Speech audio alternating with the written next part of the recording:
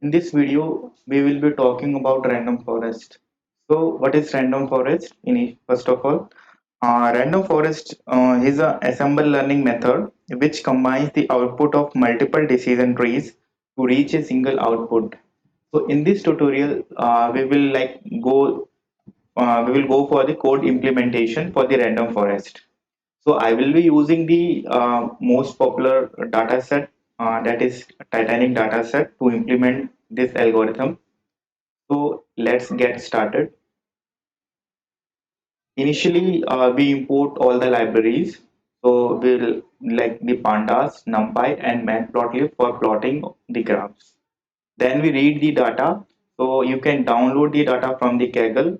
So it will be it is you can download the CSV file from there. So you will get the train.csv. So just read it by using the pandas read CSV method.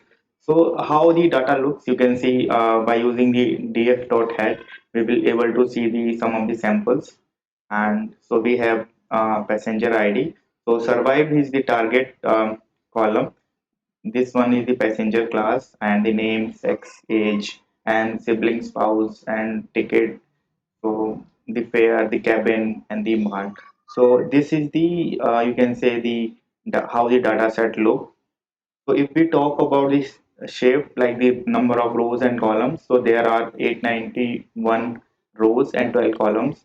So if you want to get the information about the each of the column, so we can use the df.info.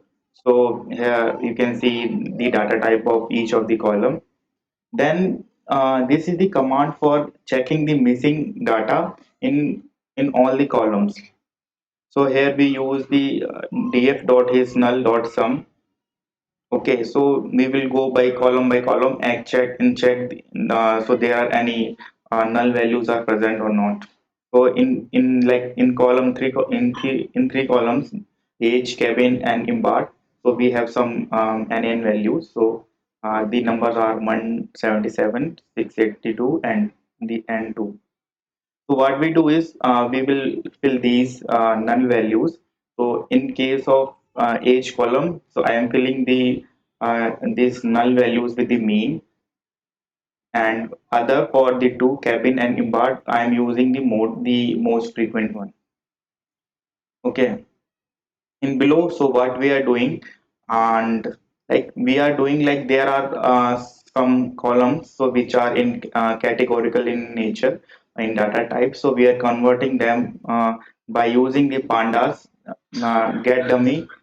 So like if we talk about the p class, so there are like so the number of classes which are present over there, so we will like do the one hot encoding for all the classes which are having the categorical values.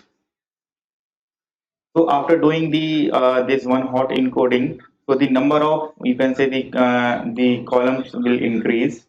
So you can say so now we are getting 1733 columns. So now we will segregate our data into the test and train.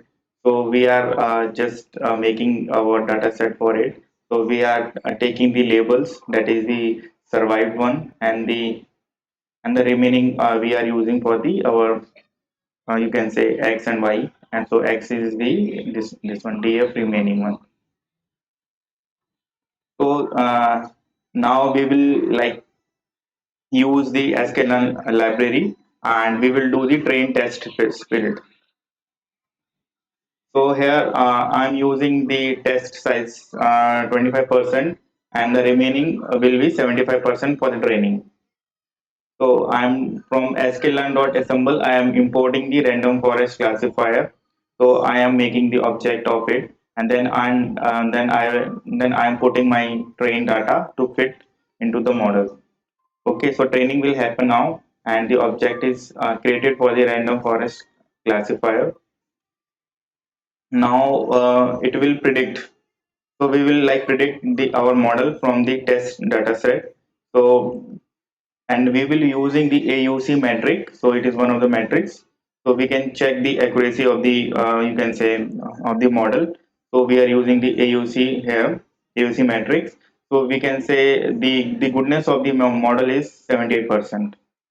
So if I talk about the random forest, so there are other parameters also which we can fine tune our model to increase the, you can say, accuracy of the model. So there are different, you can say, parameters and estimators, like how many trees of the decision trees which we want to use. So the default value is 100. Like how the tree will like split. So it is the default value is Guinea, and the maximum depth we can use, like, so there are different, you can say, parameters which we can tune for the random forest classifier.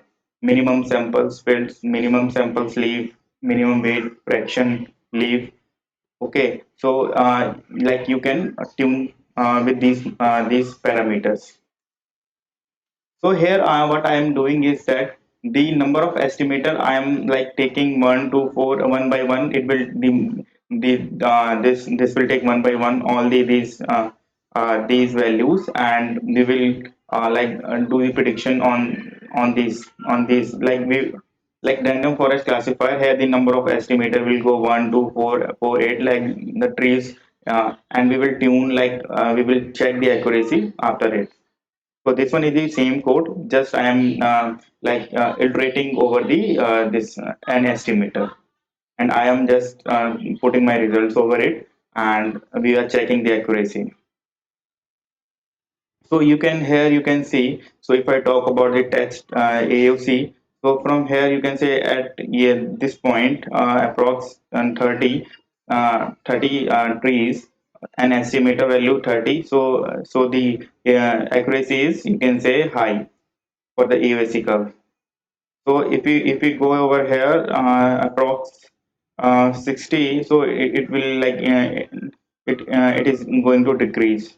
So here from the graph we can see, we from this point like 30 to 32. So this one is the, you can say, the best value for the an estimator to have the high goodness of fit for the AUC one.